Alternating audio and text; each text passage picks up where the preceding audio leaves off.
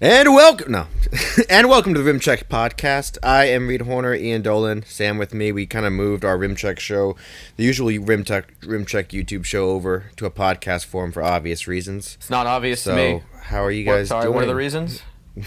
Reed, can you expand on that? My mom got lonely, so she decided she wanted me and my brother to live with her, solely her, for the next couple of months. You know, no, coronavirus, of course. We're all staying nice and healthy, as well, growing some new facial hair, talking about the NBA that doesn't exist.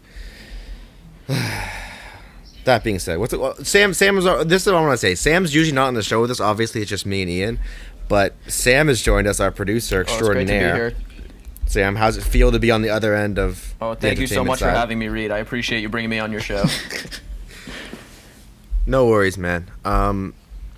Ian, how are you good, doing man? today, It's Easter. You know, I'm a quarter Jewish, so this is 75% of me is really excited. The other 25% is, Awkward. up in the air. But yeah. Yeah, many people forget that Easter is the greatest Jewish comeback story ever. No, you're definitely right. It is. It's a bigger comeback than when Cleveland was down 3-1 to the Warriors. All right. It's a really good segue into basketball. Yeah, no, it's the perfect one. Sam, what's the first? Sam, you just have like a list of topics, right, for us to talk about? Yeah, I got some things, some stuff going on right now. Obviously, there's not a whole lot, but there were some questions about if the season comes back in a few months and KD and Kyrie are fully healthy, does that change the playoff landscape? Do the Nets actually have a chance to win this year? Yo, no, this is how you guys have to know how big a Nets fans Ian and Sam are. Out of all the NBA topics, we want to see how good the Nets will be if the season returns, if KD's in form, and if they can play together. Yeah, full disclosure, me and Sam are really big Brooklyn Nets fans. I live down the street from the Barclays Center, and some people call me a bandwagon fan, but I don't know. He wants to get his money's worth for his tickets. Yeah, it's all the listeners out there. You know where Sam lives now. So yeah, nice short walk. Generally speaking, there's not much over there, so you could probably find him. Let's hope both of them don't try to stalk him at the same time. Yeah. That's our job. So you actually want to start this, the KD? I mean, I actually have a thought about this, that I think that even if this, I don't think the season's going to resume, but if it does, I think whatever players were out should still be kept out. Like, I think the NBA should put a rule in that say, hey, if Kevin Durant at that time had an injury that was going to keep him out 2 more months, for let's say, he has to be out for 2 months because you know what I'm saying? Like, because then all of a sudden it's a different season. I understand. Like, I know you want to see him play. I don't think there's anything binding about being injured. You know, if he's on their active roster, and he should be able to play. But if we're doing this to recover the season, then let's play the season as the season was, not what the season's going to be next year. Like, I know, I get it, but try to look at it as someone who Reed just wants LeBron to win that. Actually, he's worried that if KD comes back, LeBron's going to win no matter what. No, you're just worried that if KD and Kyrie comes back, that Brooklyn's going to get a title. No, well, Brooklyn's going to get a title, but not this year, not next year. No, LeBron's still in his prime. LeBron's the king. LeBron runs the NBA, and all these players know it. There's a video I saw of Kevin Durant a couple years ago when he was on the cover, literally admitting he plays as LeBron when he plays in 2K. Yeah, of course. I mean, that's like it really is LeBron's NBA, and he's not like, I hear like the argument like, oh, is he like on the downturn? Like, is this his last season to win a championship? And they've been saying that for the past like 5 to 6 years. Like, he's not going anywhere. In fact, he's Tom Brady. No, he literally is. And if the season does end and they don't continue, but they still give out awards, LeBron's going to win MVP. He deserves it, honestly, for sure. Yeah. So yeah. Well, and I think Kevin. No, you go on. I definitely think that KD should be eligible to play if he is healthy. You know, he's under contract for this year and getting paid for this season, so I definitely think he should. But even if he does play, I don't think the Nets have a chance to win. The way that they were playing this season, I mean, Kyrie just whined and complained and sat out, and KD obviously hasn't played with this squad. They were underperforming for where they should be. I don't think they're going to just come in with, obviously, 2 of the best players in the world, but I don't think they're going to be able to come in without any chemistry and just compete against the Lakers and the Bucks and these really good teams that have been playing together. Yeah, and it's also like, no, that's a good point, Sam. And like, what was I going to say? Yeah, dude, and it's like with people with the Warriors. And they're like, oh, look how terrible they are without their two best players. Like, absolutely horrible. What, a lot of teams are like that, too. Like, I know. Oh, my God, these guys suck without that sixth man and their two stars. But, like, to the contrary to what Sam said, the Nets were the 7 seed, and we're coming off 2 really big wins, and that's K.D. LeVert dropped 52 points and had a triple-double in the last week before they ended the season, or before they postponed the season. And then you add in Kevin Durant and Kyrie Irving to that. That's a scary team, though. No, I think actually, Sam, you're selling your Nets a lot short. I think if Kevin Durant I think he's going to go down as the greatest scorer of all time, or at least the hardest. Okay, that's statistically he probably won't be there because LeBron will probably be the all-time leading scorer. But just in terms of you look back at history, you need someone to give you a bucket. I don't know if I would choose anyone above the 7-footer who can shoot just a little bit worse than Steph Curry. You know what I'm trying to say? And so I think a team with Kevin Durant, almost no matter who's on that roster, is a 4th seed in the East. And I think Kyrie Irving thrives when he's not the star of a team. And so I think he'll play even better, which is why I kind of don't want them to come back, because I legit think they would give teams like the Bucks a problem who couldn't compete with them shooting wise and are not so much bigger down low that the Nets wouldn't know what to do with them, you know? Yeah. Also, in the 4 games that Kyrie played, he actually killed it. He was incredible. In terms of usage rate, he was top 5 in the league. Kyrie's amazing.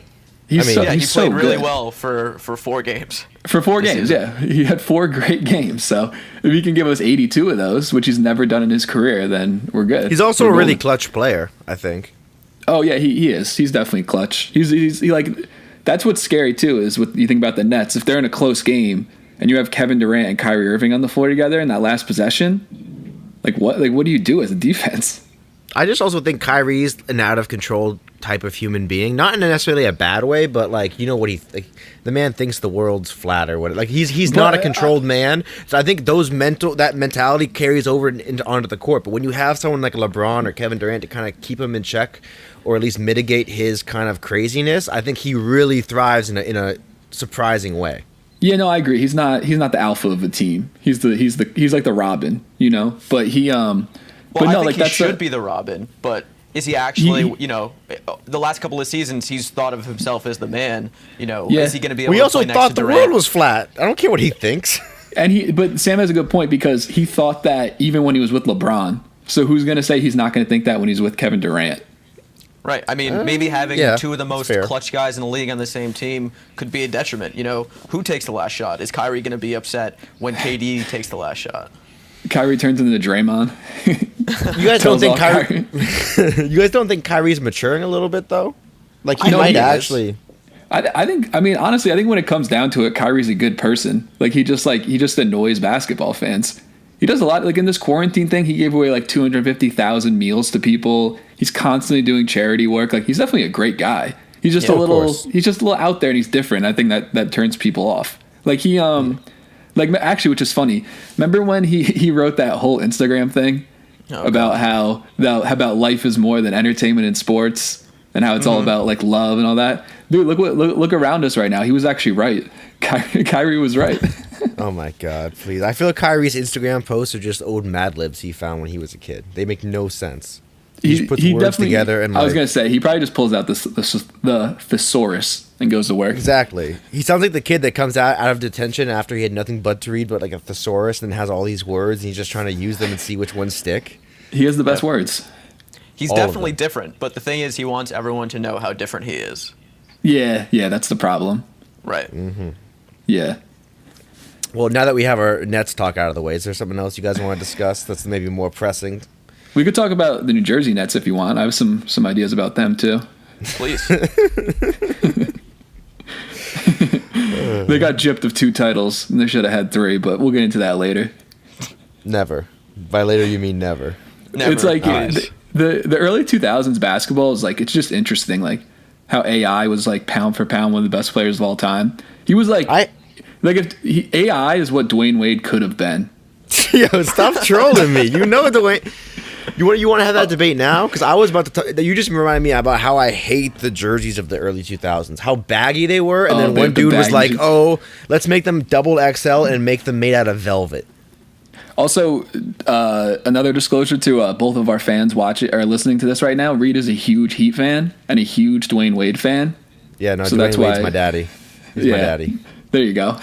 And now he's got Tyler Hero. So Tyler Hero's the man. I kind of see myself in Tyler Hero. I don't really know why. I'm not sure. I wonder what it could be. But something about him, when I watch, I go, we are connected. You know? So his nudes just got leaked. What? Did they? Yeah. He was flirting. Kyrie's nudes? No, Tyler Hero's.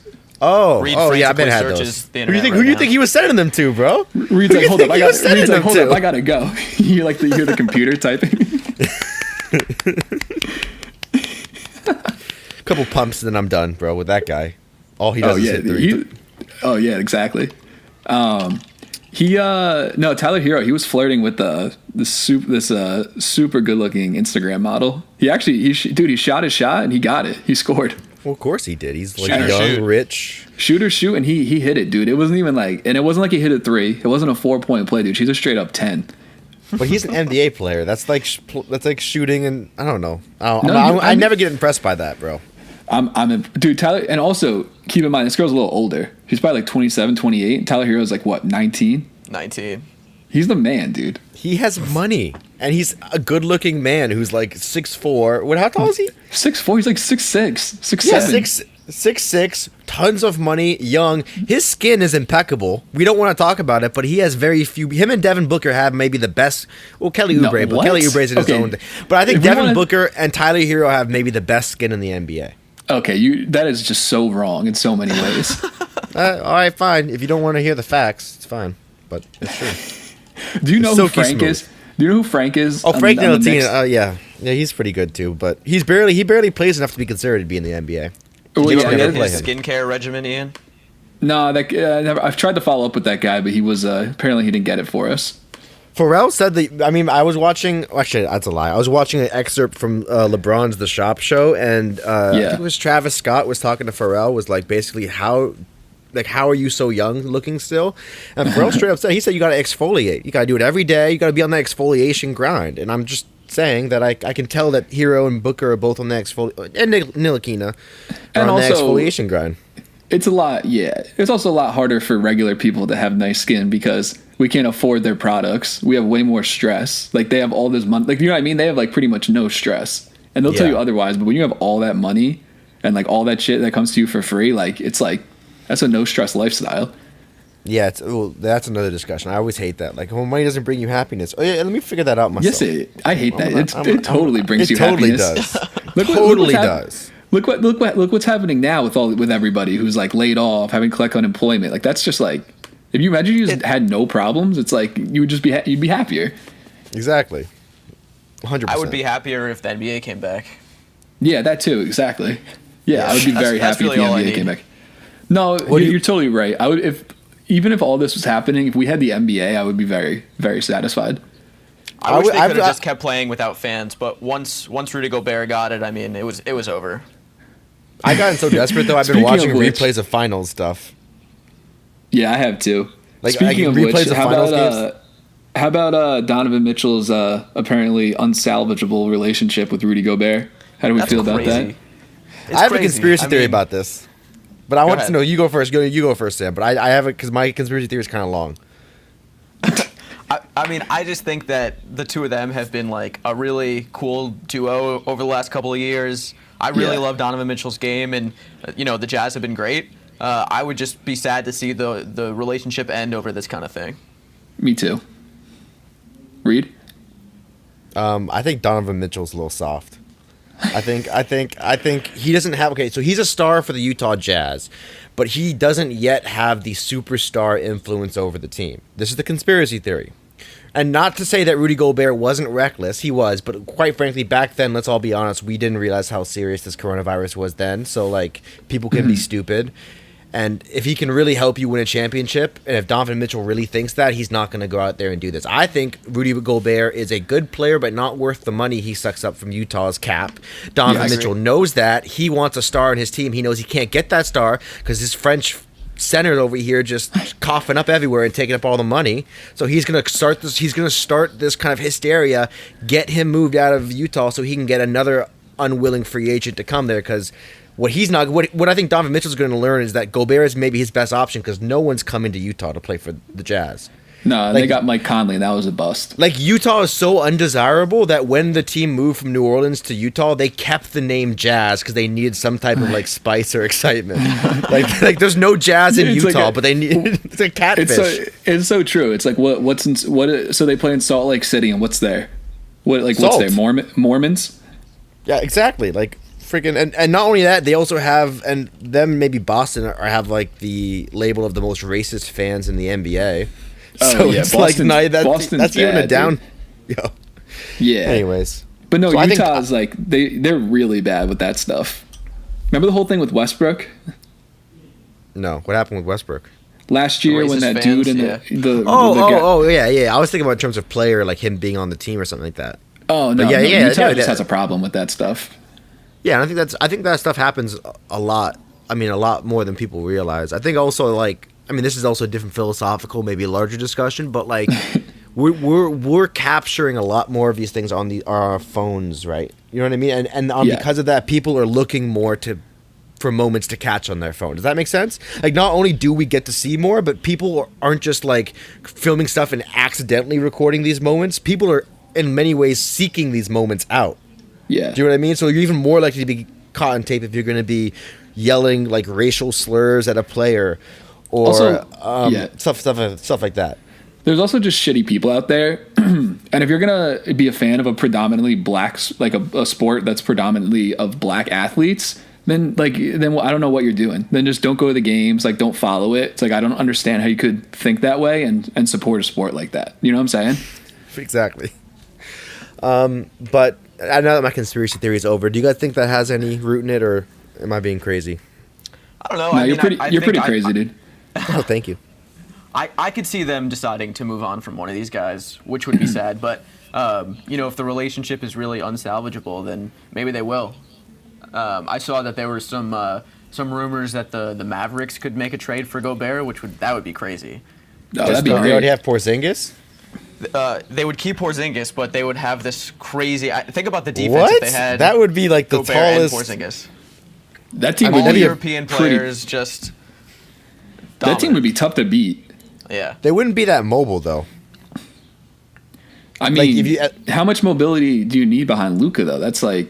But if you're in a league that seems to be getting more and more about like fast break back, I mean, you definitely could be right, because I think the other argument is KP can really stretch the floor. I think he's a hidden gem in terms of he's still recovering from that injury, and we haven't really seen him yet. I think in a year or so, we're gonna really see, because he was an MVP level candidate player. Like when he was with the Knicks, he was averaging like 30 points per game, and I covered the team at that time, so I would see him play a lot. And the way he was getting buckets wasn't because necessarily the team sucked and they need somebody to score like that. He was like a kid and legit was just scoring off of pure talent. He was unrefined. And so, again, you give him a couple more years, him and Luka on the same team, you put Gobert. Yeah. I mean, I'm kind of just arguing my own point, but yeah, I don't know. I think the Mavericks are the Mavericks are the team to watch over the next few years. Between Luka, who's one of my favorite players in the league, and KP, plus they're going to bring in a free agent, like someone's going to want to play there. I think they have the chance to be a championship team long term. I just hate their look. They definitely. Yeah, I like their colors. Jerseys are so like, I love Mark Cuban. I just, the jerseys are so and it just like seems so like ugh. I mean, they really don't have a bad team. It's like, I mean, they have like Seth Curry, Willie Cauley-Stein, Dwight Powell too. That was a big loss for them when he tore his Achilles. Definitely. But I think the role players will come and go. They're not going to win a championship this year, obviously. Between the core that they have, I really think they can make it. All right, can I say this though? To our war on the Mavs. I see we have this on our list. We haven't talked about it yet. Can 2K get off Luka's dick, please? I love the fact that he's coming in. He's like this like great player. He's a 96 overall in 2K, bro. He deserves that rating though. Bro, he does not deserve that. And you know who also has a 96? Dude. The unanimous Steph Curry had that when he was the unanimous MVP, bro. This guy, do we not benefit? Do we not give people like longevity at all? Like, does that not count for anything? He has one good season, because it's all about expectations, bro. If he was 28 doing that, he would not be a 96 overall for 1 year. I think that's what makes him so amazing. But do it for 3 years before I can tell you a 96. Like, it sounds really nerdy because I'm going to say it should be like a 92 or 93, so it's not that big of a difference. But 96 is Kawhi Leonard level. You think he's Kawhi's level? By putting Luka at a 96, you're hurting the labeling of LeBron and Kawhi, these really all-time great players. Wait, how old is Luka? 21? 20? Is he 21 yet? I think he's 21 now, right? Okay, so let's say he just turned 21. This dude is averaging 29 points a game, 9 assists, and 9 rebounds. Oh my God! What? That's Those great. are LeBron numbers. It's LeBron. That's great. That's not worth. And he has a 46% field goal percentage, and that's not 90, that's not a 96.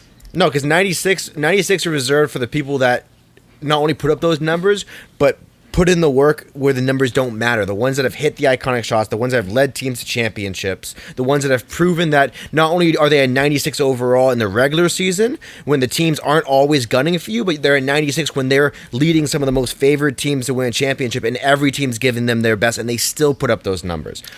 Give Luka a couple more years. He might still be great. But what I'm saying is there's a certain level of respect you have.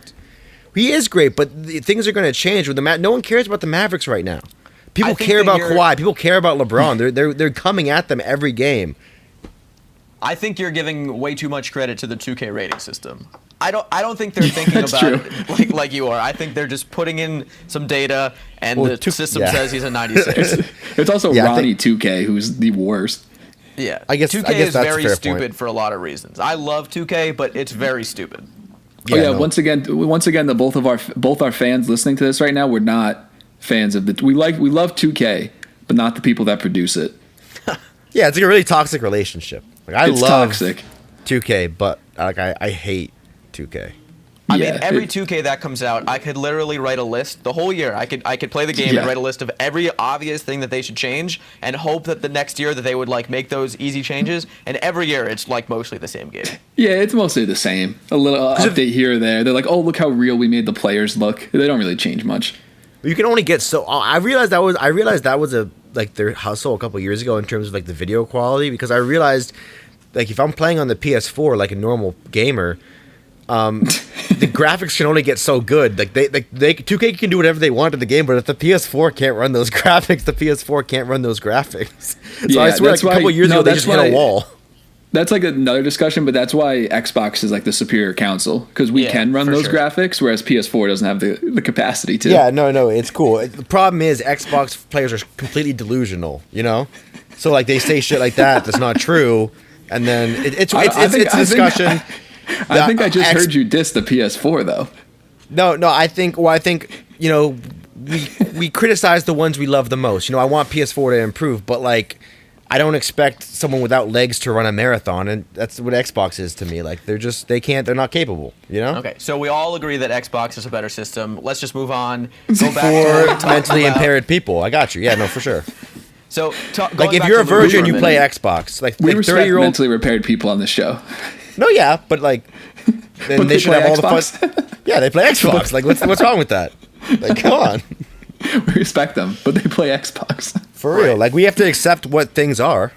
We're not hating. We're just spitting. But no, Sam, going off what you were talking about with the Mavs. Yeah. And how you think so pretty much you're saying you think that that's the best young core or most promising young core? I would say so. Reed? Most promising young core? It has to be the Miami Heat. It has to be. It has to be. Kendrick, why is it the Heat, Reed? Because besides the Spurs, for one, I think the Heat might be the best organization in terms of developing young talent. They know how to pick them, they know how to keep them, and they know how to make teams built around those guys. Look at Bam Adebayo, Tyler Hero, Kendrick Nunn. Jimmy Butler's come and has a resurgence in his career. I mean, the Miami Heat are so good with their players that a guy like Goran Dragic, who was an all-star at one point, is openly okay with playing sixth man because he believes in the system so much. Like, if y'all want to sleep on the Miami Heat, he's a sixth man coming off the bench. Wow, I should know that. Sorry, everyone. No, it's fine. It's fine. I forgive you. But what I'm saying is that this is a team that is just teaming with young talent, a history of being able to develop players, and we all just sleeping on them because they're so great all the time. Well, I really like all the players that you've named, but I don't think any of them is going to be the leading man on that team. You know, you're going to need to bring in a star who's going to want to play among role players. That's why I think they're not the best young core, because you're going to need a free agent to really make that a championship team. You know what? That's I think a fair they're going point. to get a free agent. I think they'll get a free agent. It's like, it's Miami. Who doesn't want to play there? Like, if I was a free agent right now, I mean, for me personally, I'd go, aside from Brooklyn, obviously, it'd be Lakers or Heat. That's who I'd play for. No, sorry, you go. I agree, but if you're talking about the young core that's going to develop and grow and become like the stars of a few years from now, you know, I like Tyler Hero, but you know, he's always just going to be a shooter and a spacer. I don't think he's going to be the number 1 or number 2 player on that team. Yeah, and Kendrick Nunn's for a title. And Kendrick Nunn is like 30 years old. Like that's like 30 years old, like Greg Oden, like just no, looks like it, or he's Kendrick Nunn is a very old rookie. He's like 24, 25. Oh no, God, he's over the hill, bro. Exactly, that's what I'm saying. Another point I have, I think, actually, I'm kind of bigging up Sam with this because I think the Mavericks are a great choice. Probably, like, okay, if I'm being honest, I think they're a better choice than the Heat because of the players they have now. Obviously, Luka's way better than anyone on that team, Miami Heat team. But I also think the Heat are a little bit better at developing younger talent, so they'll get more out of their younger talent. But I also think both those teams are going to thrive. I think a lot of teams in Texas and Florida thrive in general. Like, look at that. There's no state tax. No state income tax. Yeah. Exactly. That's my point. These guys are making so much more money. So the reason free agents come to Miami, it's a nice town, but like they also have no state income tax. The reason guys are willing to go to the Mavericks, even though no one really wants to play for a team with such basic jerseys, is because they get paid more. Honestly, you're really hating on their jerseys, Reed. Right? I mean, when it really comes down to it, though, the Heat and the Mavs should be way more appealing to free agents. Because think about it. It's weather. Like you said, it's the money. You get way more money. And not only that, but they're both like two of the best run organizations in sports. Like, I would love to play for the Heat. Mark Cuban would be like he's like one of the best owners in the league, if not the best. I think he's the best. Yeah, it's like Ballmer. It's honestly surprising that more free agents don't go to those places. I know they had the big 3 in 2010, but just it's the jerseys. Recently. The jerseys for sure. I think in the next few years we're going to see it a lot more. That's why the Kings don't get any. That's why the Kings don't get any free agents, because of their jerseys. And that godforsaken arena with the purple. Oh my God! Anyone in Sac? I know we got a lot of fans in Sacramento. I don't know what you guys are doing, but you gotta petition something, man. I'd rather it be pink than purple. Yeah, I actually like purple, but they make it look bad. With this conversation, it's cool because there's so many good young players in the league right now. Over the last few years, the draft has been so strong. I mean, teams like the Kings with De'Aaron Fox and Marvin Bagley. The Pelicans obviously have a great young core. The Grizzlies all of a sudden have Ja Morant and Jaren Jackson Jr. and, you know, on and on and on. The Hawks, obviously. Ian, is there a team that you think of those is really going to develop? Well, Sam, thank you for asking me. But I was... All right, so I'll keep talking for the fans. And but I was thinking about it, and I really was torn between the Hawks and the T-Wolves for who to pick. But I decided that if I were to pick one young core to go with, I'd have to pick the T-Wolves. And for this one reason between the two. The Hawks, Minnesota, they're never going to get a free agent signing. Like, never going to get a free agent signing. Yeah. Also, Reed, when you start... All right, there we go. We could definitely hear you peeing, though. Yeah, but as I was saying, like, I would pick the T-Wolves for the one reason is that they're never going to get a free agent. The Hawks, they can sign a free agent. Like, that's a cool place to play. Like, you know what I'm saying? Like, Drake has a house in Atlanta. There's all those cool dudes that come out of Atlanta. Future, you know what I'm saying? Yeah. But then when it's like the T-Wolves, you rely so much on developing that talent. And now that you got D'Angelo Russell, Karl Anthony Towns, Malik Beasley, Jared Culver, Josh Okogie, like, I feel like that's a core to watch out for sure. It's an interesting point that they have no choice but to really like go all in on developing. Yeah, no, definitely. The Hawks could make a swing and trade away some of their pieces and try to, like, you know, bump up the timeline. That's a good point. Yeah, whereas I feel like a team like the T-Wolves, as like opposed to like the Mavs, the Heat, whatever, they have no choice. They have to develop their players. And that's why I think they're going to invest a lot of resources into these guys. And also, just real quick, Karl Anthony Towns, I don't blame him for not playing defense. And I don't blame him for getting you know what I'm saying? When your next best player is Andrew Wiggins, like, you're going to be you're not going to have much motivation. Yeah. But now he's got their GM, what's his name, Rosas, the guy from Houston, he killed it, the trade deadline. The fact that he got them D'Angelo Russell, Malik Beasley, like, that's a solid core right there. Crazy that some people are saying that the Warriors won that trade. No, absolutely not. D'Angelo Russell is going to be an absolute You'd be surprised, people dude. are Like, saying that, yeah.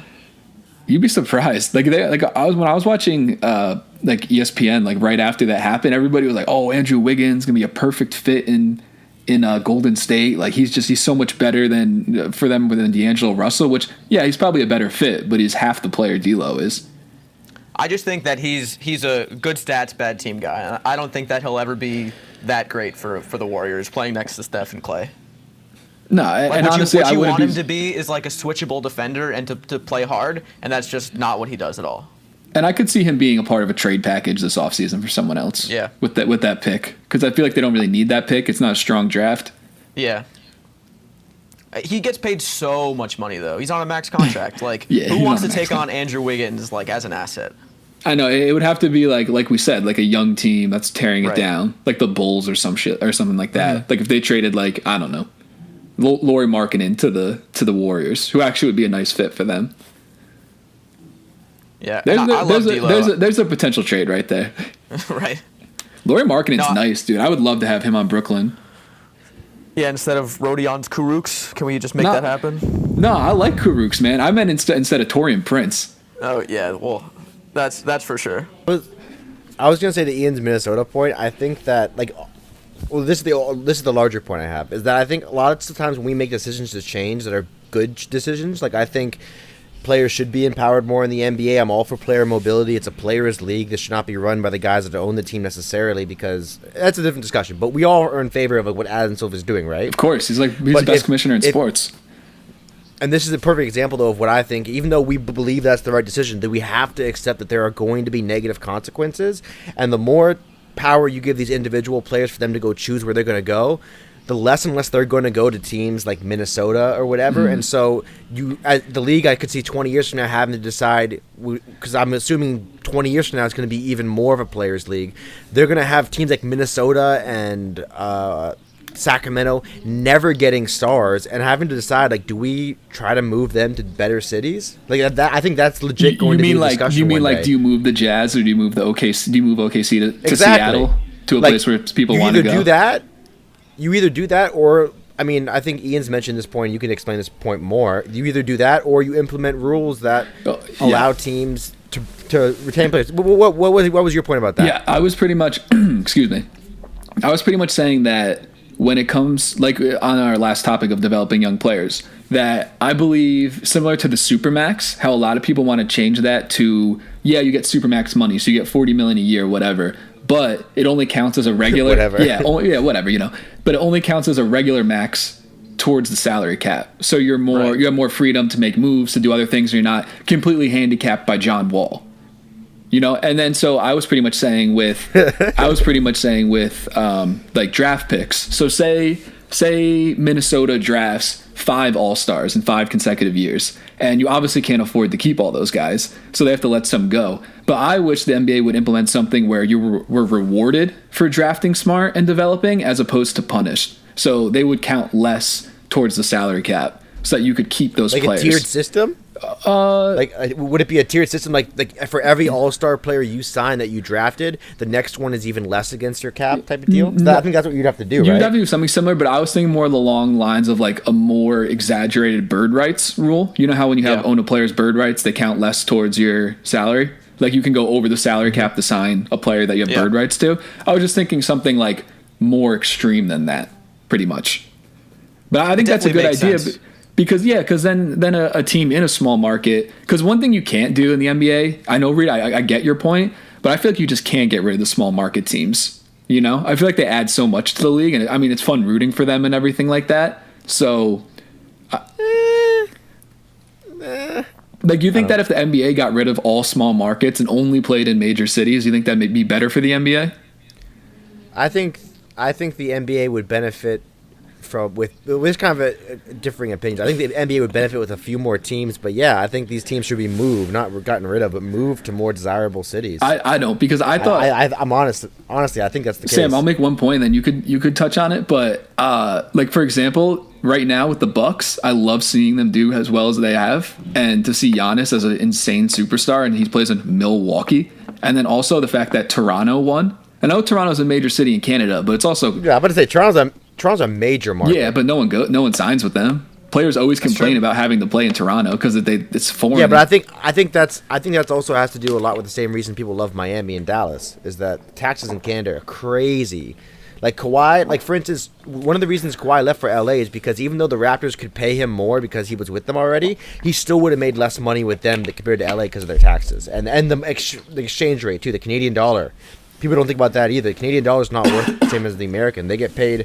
They get paid in Canadian. I mean, they get paid. I think it's equal to the American dollar amount, but still, like that's a lot of taxes that come off the top. I mean, Kawhi said he would have stayed. Like if the Raptors traded for Paul George, he would have stayed. Yeah. I don't know why he thought. Yeah, I don't really. Yeah, no, you're right. Now that I said that out loud, that sounds silly because if you just won a championship with that team, why would you not run it back? Yeah. Yeah. You're right. You're right. I don't blame him. He's the right. Like I don't care what guys make, but I don't like being lied to. So. Yeah, we know.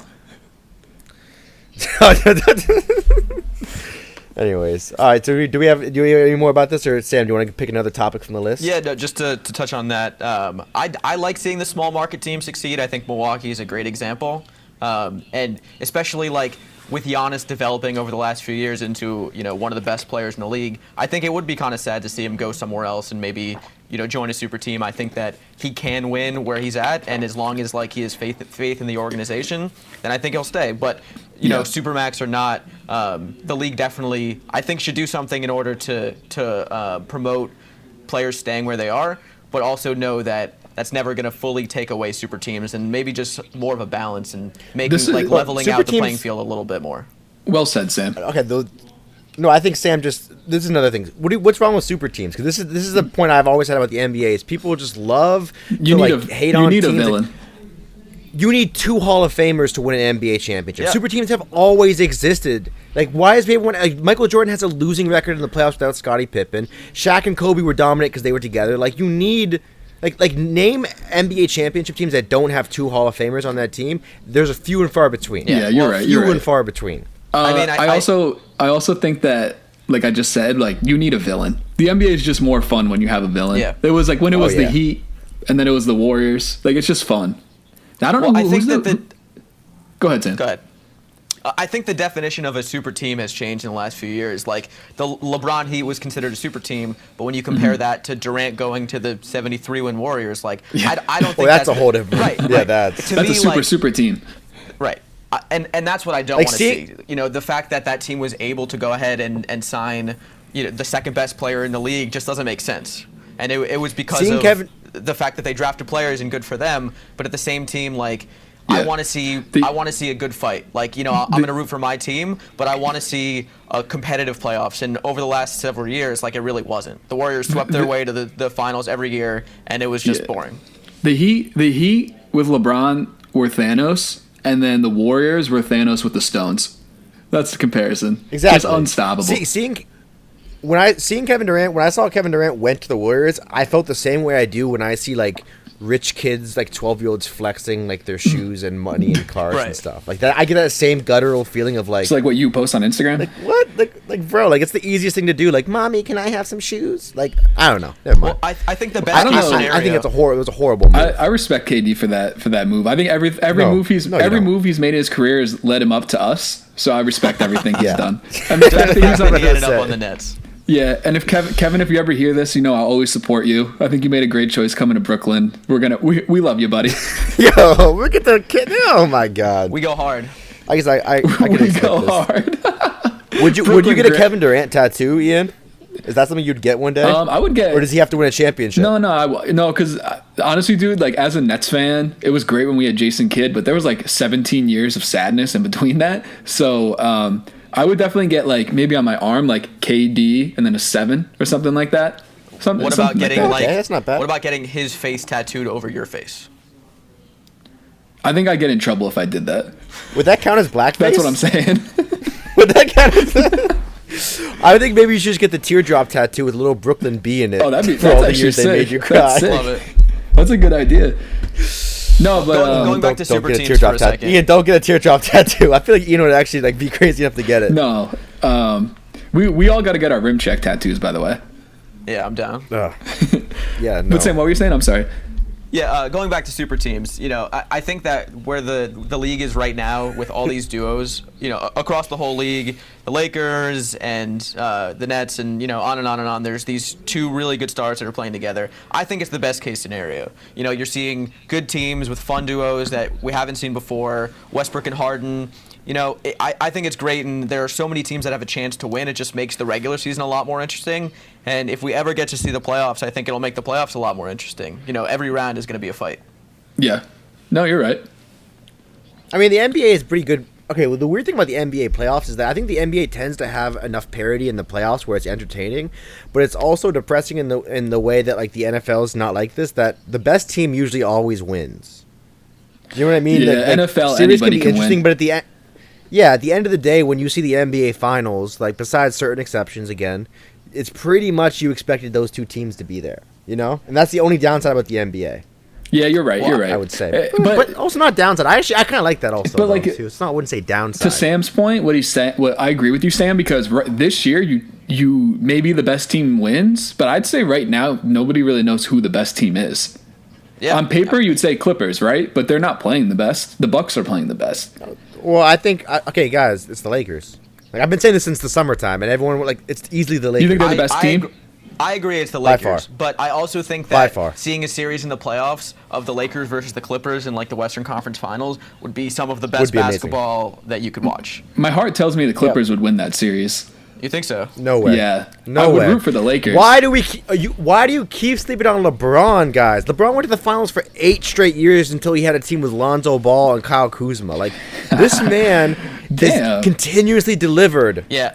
And we are sleeping on him, bro. He has Anthony Davis on his team. The Clippers, Kawhi is great, but Kawhi is not at the level LeBron is leading a team with championship-wise. I think we haven't seen playoff LeBron in a long time. I mean, 2 years, the longest time ever. I know he's still capable of doing it, and it's like when a player's out for a season, like you forget how good they are because we haven't seen LeBron play like that, but he can still do it. And I think that in a 7-game series where everything's on the line, his legacy's on the line, got to win one more title, I don't think he's losing.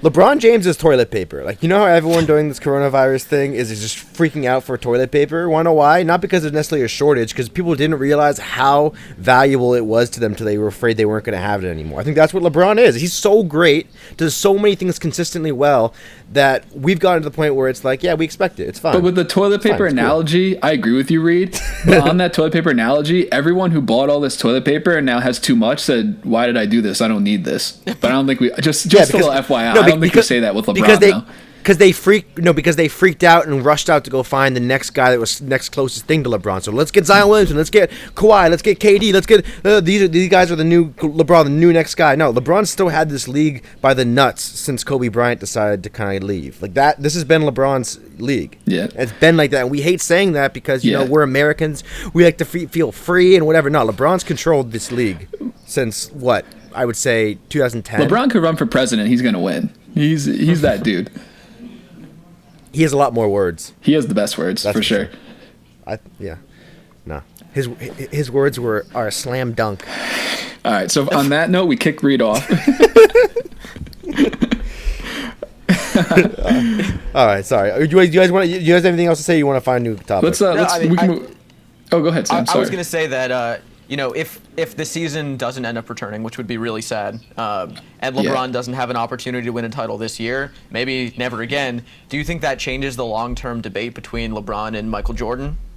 Yeah, I think to like real basketball fans it doesn't, because if you watch LeBron, you just know he's better. Like he is just the best player of all time. But I think if you're more of a casual fan, I think that it does change it, because like it's a great argument. You say, oh, Michael Jordan went to 6 NBA finals and won every single one, and it's like people, ooh. If you're not someone who can delve into like the stats and like all throughout LeBron's history, then I feel like you kind of, I don't know. I feel like to real basketball fans, or if you're like a kid during the 90s.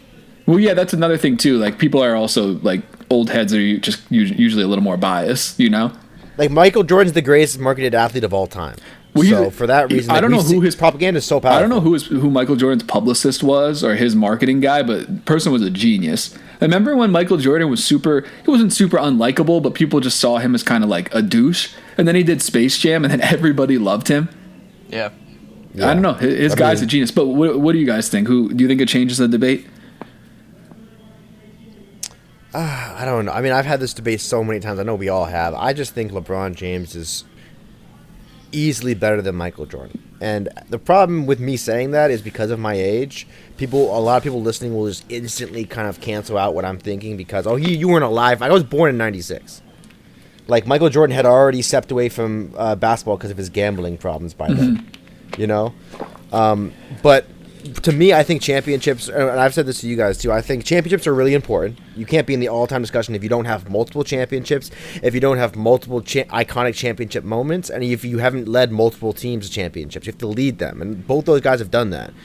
But just from the wide range of statistical categories that LeBron leads him in, and the teams he's brought to the finals and the teams he's won with, the responsibility that's been on his shoulders, that's all way outweighs what Michael Jordan did iconically. Michael Jordan's an all-time great. This isn't saying Michael Jordan's bad, but Michael Jordan is not LeBron James, and one day someone will be better than LeBron. It's not to say LeBron's always going to be this, but we're improving. Yeah. It's a fact. I think one element of the GOAT debate that doesn't get brought up enough is how they were as the face of the league. You know, Jordan was... He kept his mouth shut on political issues. He didn't want to stand up for what he thought was right. You know, that quote where he says, Republicans buy shoes too. Yeah. You know, which I like that quote. That's funny. Yeah. LeBron's been so outspoken, you know, in the league, and I think that the NBA has become by far the most progressive sports league. And I think part of that is over the last, like we said, since LeBron's been in the league, you know, he's been an amazing face of the league and really speaking up and doing great things for his community in Cleveland, and you know I respect that a ton. I never saw that from Jordan. No, you're right. That's why I say LeBron could run for president and he'd win. You know? Yeah. If I have a kid, I want them to have the work ethic of Michael Jordan, but I want them to be like LeBron. You know I want my kid to be like LeBron too. No. I'm talking about Sam. To Sam's point, in terms of who they are off the court, in terms of role model. I think that's another plus. Is like Jordan might have been marketed really well, but like LeBron is the best human being on the planet. I remember when Michael Jordan and Charles Barkley were on Oprah, and like Charles Barkley told the story about how he was going to give like $1 to a homeless guy, and then Michael Jordan stopped him and said, "Oh, if he can ask for $1, he can say, 'Do you want fries with that?' He has to get a job, you know." And I was like, that's you know, that's fucked up. It's funny. It's a funny story in retrospect, but like probably in the moment, the dude's like, "Yo, you're Michael Jordan. Give me a fucking $1." Come on, bro. Like, I think the thing is, at the time, Michael probably just needed that money so he could go gamble with it. You know. Things get a little tight. I don't want to get into all that. Michael, I know you're listening, so we love you too. So I know Michael's a big fan of our show. Yeah. Speaking of Michael, I'm really excited to see that doc. Oh yeah. Again, as much jokes as we're making, and as much as I believe LeBron's greatest player of all time, again, it's not to say that Michael Jordan isn't. Like Michael Jordan is maybe the most iconic athlete of all time. Yeah. Like, I still think Jordan's brand is better than LeBron's. Oh, yeah. I mean, when I play 2K, I always sign with Jordan. I don't sign with Nike. Yeah, no, that's true, too. Did you guys watch any of the 2K tournament? The NBA players? I watched the highlights, like when Pat Bev walked off after he lost. Did you guys see that? Oh. No. No, I haven't watched one thing about it. I don't know what I care about less, the 2K tournament, or the horse game. I care less about the 2K game. I think the horse is kind of cool. So pointless. Well, you know what? I mean, just a hater. The NBA players playing 2K, like, it sounds cool, but then when they actually do it, like, I turned it on, and I play 2K a lot. Like, I'm pretty good at 2K, and watching DeAndre Ayton, like, fumble with James Harden and just take, like, deep step backs, possession after possession, it was just like, why the fuck am I watching this? Like, it really was not much of anything.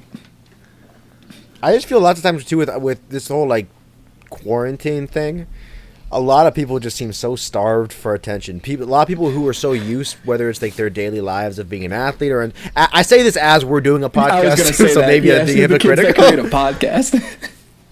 But like, you guys know what I'm trying to say. Like, we're not famous, no one really knows us, so we're not giving out that type of energy. But there's a lot of people who give the type of energy, that do stuff like that do their Instagram lives, that do it because they just need to suck up that attention, that love that they're not getting. Do you know what I mean? And so that's what that 2K tournament feels like. Because some of those guys are buns at 2K. There's no way they play 2K enough to want to be in that tournament. But what they want to be in front of people. Yeah. I mean, because Sam's completely right. DeAndre Jordan is a bun at that game. I agree that celebrities have definitely been eating this shit up, and like I feel like every day I hear some stupid story about a celebrity doing something for attention, you know. But I think the NBA players just want to have fun, dude. I don't think it's that deep.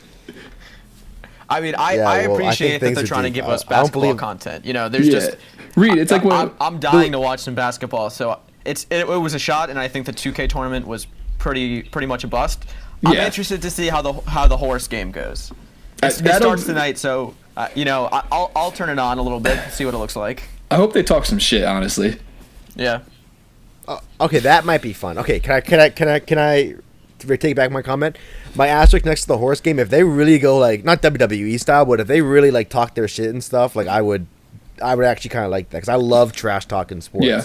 But I feel like it's not going to be that. I feel like it's going to be like, hey, let's do our cool handshake, show off our $700 suits. And there'll probably be a couple ad drops in there too.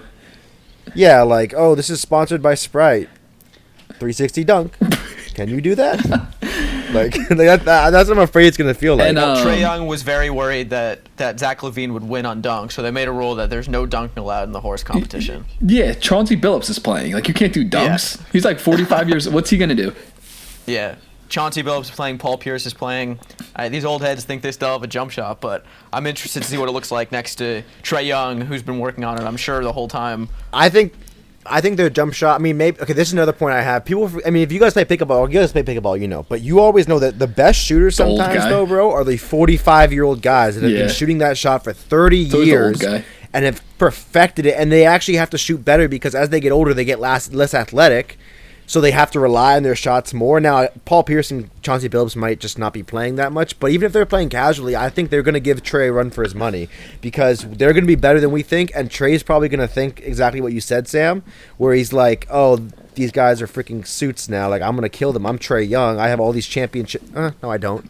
I have all these not that many. But, like, he's popular amongst the kids. That's why he's going to think he's going to outshoot them. He has what does he have to his name? He has a 500 record at Oklahoma with a first round loss in the NCAA tournament and like 12 wins in the NBA.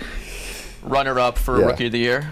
Oh, was he runner up? He didn't win. Who won? Luka. Oh yeah, Luka. Yeah, okay. That was like one of those trades that people try to always determine a winner for. That there's just no winner. They both got extremely lucky. I think there's no winner. The Mavericks. Right now. It has to be the Mavericks who won that.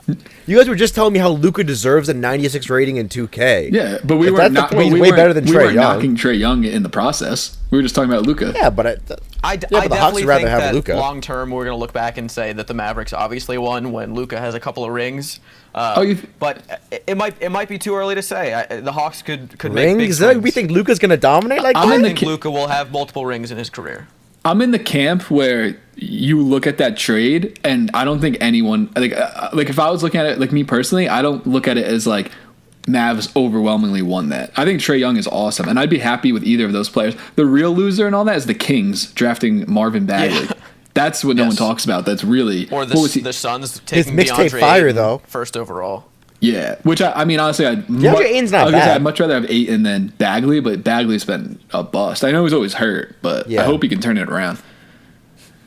And let me clarify. I think Trae Young is awesome. Like again, like I'm just comparing. When you compare guys, one has to be worse than the other. But yeah, of course. But I think Luka's markedly better than Trae Young. Trae Young. But we can all agree Marvin Bagley is a sack of buns. So, well, Trae Young's averaging 30 points a game.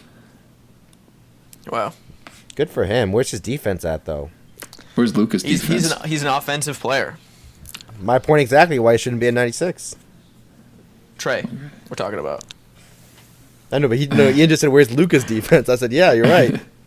These are things you got to value when you want to put someone at a freaking 96. So he should have been a 99, if we're being honest. Also, another conspiracy theory. This might sound really crazy, but I kind of feel like Luka's getting a little... never mind. I'm not going to say what? It. Say it. We'll move on. What are you going to say? No, say it. No, if you were going to call me, I don't want to be that guy. I want you to set yourself up for this. I think a good portion of NBA fans in general are looking for a white superstar. And I think that... I don't mean to say that as in Luka's not...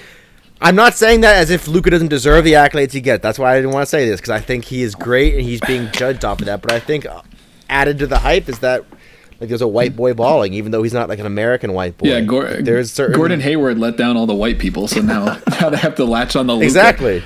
I mean, if you want a white superstar, though, NFL, man, Christian McCaffrey. That's the best running back in the league right there. He's a white guy. Out of Stanford, man. I went to high school actually across the street from Stanford, right when he was playing there too. Palo Alto High School.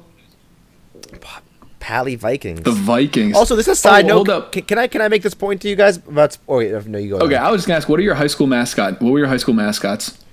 Oh my god, I'm so happy you asked this because this is my point. My point was kind of related to that. Mm-hmm. So, I went to 3 different high schools. Yeah. So mine were the Fordham Prep Rams, Yeah. Palo Alto Vikings, and DCS Hawks. But Sam, you guys can say it first, and then I'll make my John point. Jay Patriots, my baby. mascot. Schechter Lions. The Lions. Wow. Lions, yes. That's intimidating. Yeah, well, kind of. Rawr. The reason it's not intimidating is my point. This is my point. If there's ever, or this might sound political, but it's not that political. If there's ever a proof that we need to invest more in our like arts programs in schools, it's the fact that every single high school has the most basic ass mascot with the most basic ass name that they just rip straight from NFL pro teams that already exist, and they just change the colors a little bit. How many high school like my Palo Alto Vikings love that school. I'll always love that area. They were just green and white with the Minnesota Vikings logo. We were just light blue and white with the Patriots logo. Exactly. Like, isn't that crazy? Like, if there's not why can't we have like the cyborg, like the cybernetic dragons from like Wyoming? Like, why can't we get a little more creative than like just taking straight up teams that already exist? Nerd. I don't know. I was thinking of like crazy stuff, like I don't know, like the Union City Unicorns. Never seen those. The Union City Unicorns. That's interesting. I don't know. Am I off with this? It's something I've always. All right, I'll tuck that one for when I talk to myself. This is something that just annoyed me. I thought I annoyed other people. But. No, yeah, you're right. Let's see. What do we want to talk about, guys? What do we want to give? We want to give the fans what they want, but I'm trying to find a good topic that'll keep them engaged and listening. All right. Let me see what angers me the most. Oh, do you want to do this debate now, or you want to? What, the coaching debate? I'm down for a coaching debate. That or the greatest shot of all time? Oh, yeah, let's do the greatest shot. So a big thing on social media right now, especially obviously in NBA world, is what's the greatest shot of all time? And there's a few choices. I mean, there's some silly ones that are obviously great, but not greatest of all time, like Damian Lillard's shot when he hit it over OKC. Oof. That was cold, right? Cold. And then he pretty much ended OKC because they traded Paul George, traded Russell Westbrook. But then the two biggest shots that people generally talk about is the Ray Allen shot in game, what was it, 6, Reed? Game 6, yeah. The Ray Allen shot in game 6 when the Heat were down and the Spurs were about to win the NBA championship, and Ray Allen hit that game-tying shot. That's well, don't forget. I think older heads. I don't mean to cut you off. I think older heads will also point out though that the iconic Michael Jordan free throw shot against Utah when he pushed off that dude. Oh yeah, remember? Yeah, but it was a foul.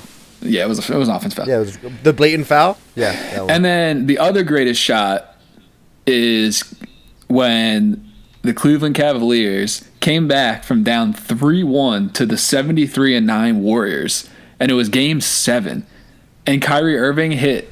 Was it game tying? It was game tying, wasn't it? No, it got him up 3, didn't it? No, they went up by 3. They went up by 3. Kyrie Irving hit that shot over Steph Curry to go up 3 points in Game 7. So those are the two we argue for against Ray Allen or Kyrie Irving. Go ahead, guys. Yeah.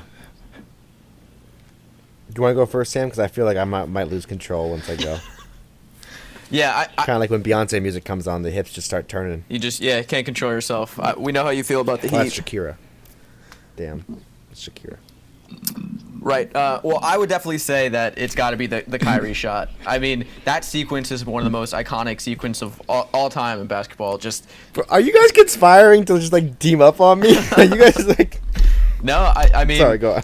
Look, I think that both shots were incredible, of course. But if you watch that sequence back, nobody could get a bucket. They were just going back and forth, getting stops and turnovers and terrible shots. And they got to get back to basics. They got a switch with Steph onto Kyrie, and he just isoed on him, step back three, and that really was what won the finals. I mean, Game 7. Other shots, Game 6. I know it was about to end, but you had to have a whole other game after. But Kyrie essentially won the series with that shot. Mm-hmm. No, yeah, I agree with Sam. Kyrie, that's the greatest shot of all time. And it doesn't have to do with him being a member of the Brooklyn Nets. That definitely adds to it, for sure. But no, I agree with you, Sam. It's like that, just like the context of everything. And 73, and that's the greatest record in NBA history. And they were down 3-1, and Klay said that stupid shit about LeBron crying, and then they never won another game. But I don't know, man. It's just like in Game 7 in Golden State over Steph Curry, the unanimous MVP, and he hit that shot to basically win it. And I know people will say like, "Oh, the LeBron block," which was awesome. Don't get me wrong, but in terms of shot, I got to agree, man. Kyrie, that's the greatest shot of all time. All right. Well, let me preface this because it happens to me a lot. Just when I do this, people don't tend to understand that two things can be right at the same time. So when I'm gonna argue against this shot, it's not because I don't think this shot's iconic. I think this shot, if not the Ray Allen shot, is probably the most iconic shot of all time. And what you guys are saying isn't wrong.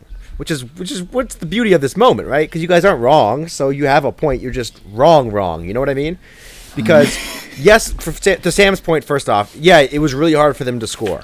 But when Kyrie took that shot, there was 50 seconds left in the game. You want to know when it's even harder to score? When the game is over, and that is what Ray Allen's shot was at. So like, Ray Allen misses that shot, the Miami Heat lose for the second time in 3 years. LeBron James isn't the LeBron James we think he is now. He would have lost yet again, destroying his legacy in many people's eyes. The Heat were down 5 points with like less than a minute left. People had given up on them to the point where like everyone's heard the stories now, where Ray Allen and Chris Bosh saw them bringing out the families of players in the champagne for the Spurs to celebrate on their home floor. Ray Allen, if he misses that shot, not only do the Heat lose the finals, because whether it's Game 7 or Game 6, you can still lose the finals in either game. If he misses that shot, not only is the series over, but the legacy of who we have established as the greatest player of all time is tarnished. And I think if his legacy is tarnished, his comeback to Cleveland isn't as impressive, if you want to get that deep into it. So I think that Ray Allen misses that, they lose. Kyrie misses that, we can't say without a doubt that they would have not still won. Do you know what I mean? I agree with. And so I think you can't be the greatest shot in a game. You can't be the greatest shot of all time if you still would have had a chance to win afterwards. I agree with everything you said. Let me just poke at Reed a little bit. So you'd say that Ray Allen is more important to that title than Dwayne Wade? No, I mean in that moment, he was. No, Dwayne Wade. I mean, I love Dwayne Wade, but he was not the greatest 3-point shooter. But no way.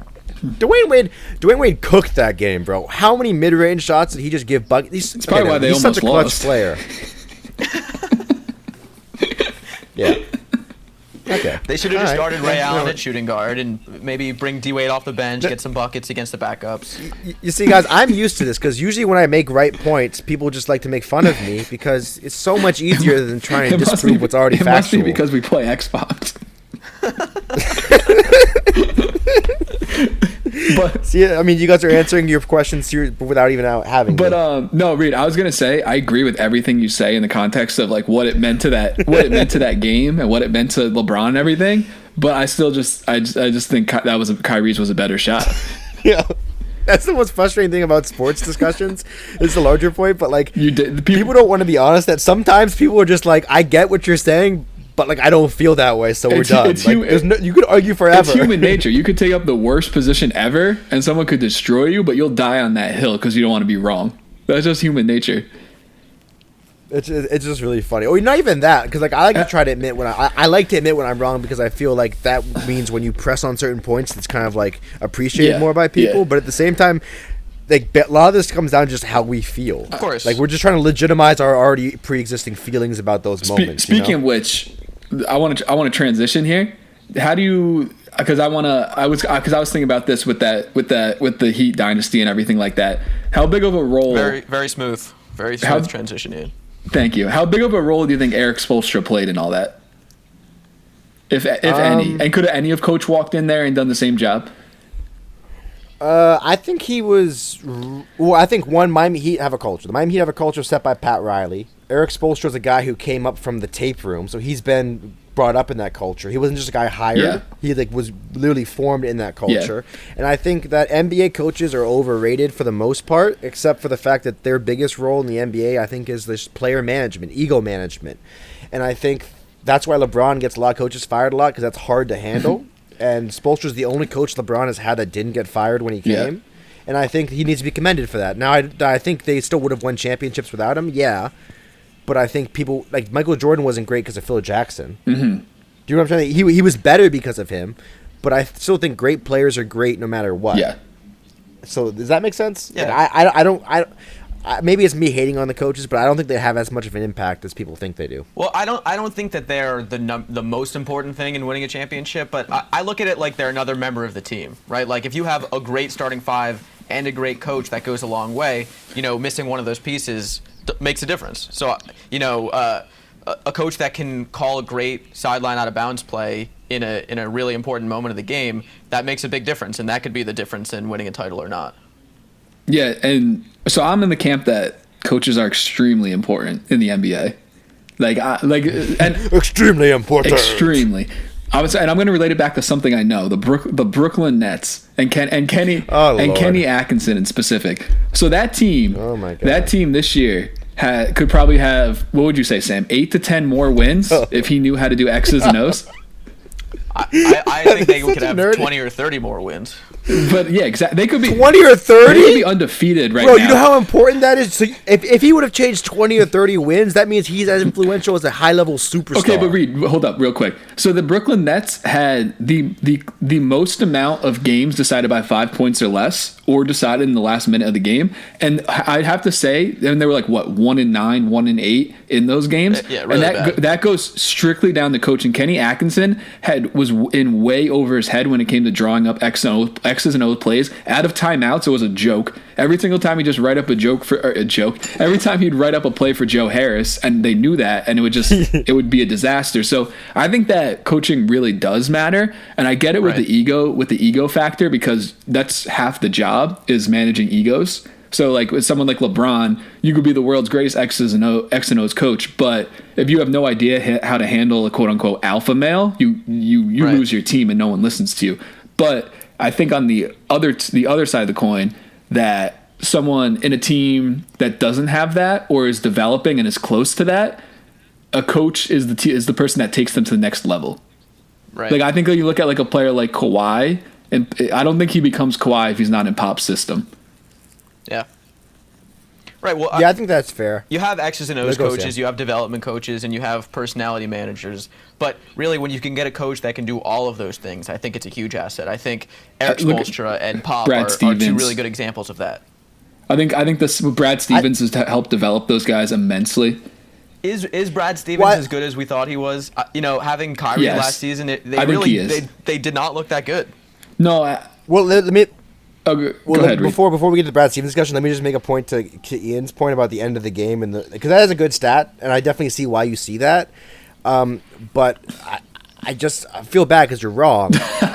Kevin Durant, I think the reason, in a playful way, but I think the reason, and this is where I think it's not the reason they were 1-8 is not because the coach didn't drop enough plays. It's because they didn't have that superstar that can get you a bucket when you need it. Like Kevin Durant's that guy. I don't think I think if Kevin Durant's on that team, you don't worry about X's and O's because they're winning those games. Do you know what I mean? Well, that's what I mean. Where the coach doesn't matter that much, because if you have the team, you have the team. If you don't, you don't. No, yeah. And what's funny about the whole discussion is that you're actually wrong, because I don't think that's weird, bro. That's weird. No, I don't know, because Reed, because this is just, I'm talking about what I know, but I don't think you watch the games. Because Taurean Prince, drawing up a play to make Taurean... I definitely don't watch Nets games. I don't think drawing up a play unless I'm with for you guys. Taurean Prince to get the last shot is the sign of a good coach. I think and Spencer Dinwiddie, keep in mind, is one of the most clutch players in the NBA. He has top 5 for fourth quarter points, top 5 in points scored in the last 2 minutes. He's a clutch player. Like, you can definitely draw something up for him. Well, two things can be right. Like, you're right. all about all that. Kenny Atkinson might suck at drawing up X's and O's, but what I'm saying is that doesn't matter. That you need that when you don't have a guy like Kevin Durant that can get you that bucket. But you're not winning a championship unless you have a guy like Kevin Durant on your team. Therefore, when he's on your team, those X's and O's, that doesn't matter as much as it matters a coach who can really kind of deal with those type of egos on the floor, give people the right amount of minutes, know what players to play with each other, that kind of stuff. No, you're right, but I think it's coaching. Okay, so our argument is how important is coaching, and I'm not arguing that coaching is the most important thing. I'm just arguing that I think it's more important than you think it is. So you're wrong. No, so I'm right. I think he's wrong. What do you think, Sam? How wrong is he? I don't think he's wrong at all. I think it's a balance. God damn it! It's really important, obviously, to have the top tier superstars, but being able to have superstars going against other superstars in a championship, I think the difference in, let's say LeBron versus KD, like they're both very clutch, they're both the top players in the league. Like, what separates that? And I think coaching can be a decider when it's that close. Also, no, I do. I think coaching is good, but I'm talking about in terms of the ego part, not the X's and O's part. I thought specifically I'm talking about the actual effect he has on the court game plan wise. I don't think coaches have that much of an effect. Oh, I do. I know, but that's why you're wrong. And also, I think that I think that like if you look at like LeBron's playoff run when he had no one else on his team, remember that? Like 2 years ago, 3 years ago, whatever that was. And I don't think people realize, but Ty Lue, who this is another argument I have. I think he's a good coach, and a lot of people don't. He was out coaching pretty much everyone else throughout those series. Like he dominated.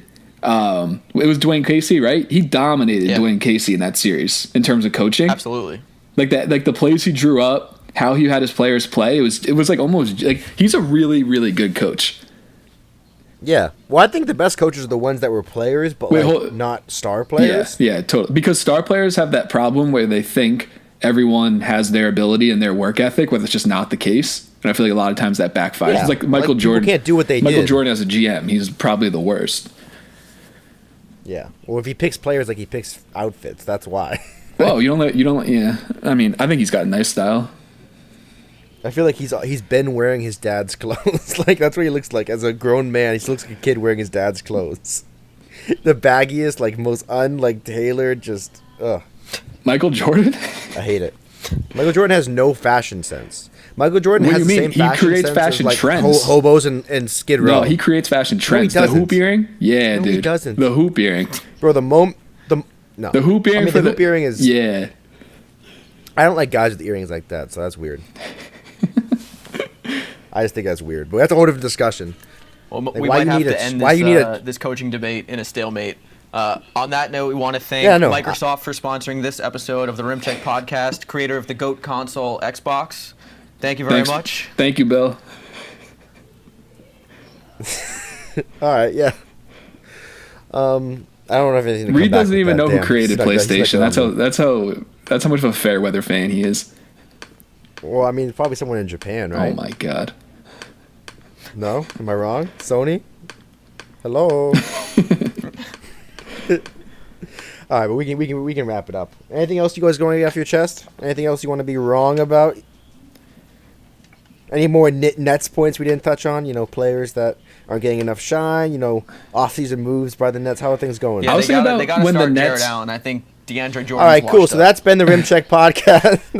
Remember when the Nets beat the Heat in Dwayne Wade's last game?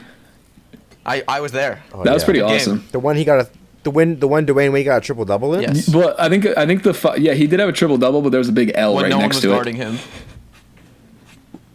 Well, I don't care about that. All we remember is the triple double. No one. I mean, people won't even remember the Nets 20 years from now. But we'll remember Dwayne Wade's mid-range shots that almost cost them the championship until Ray Allen bailed him out. Well, why you need me here then if you already know? Why you need me here if you already know? Thanks, everyone. Can we say bye at the same time? Ready? 3, 2, 1. Bye. Goodbye, everybody. Happy Easter. Guys, that was not. Oh, that was really nice.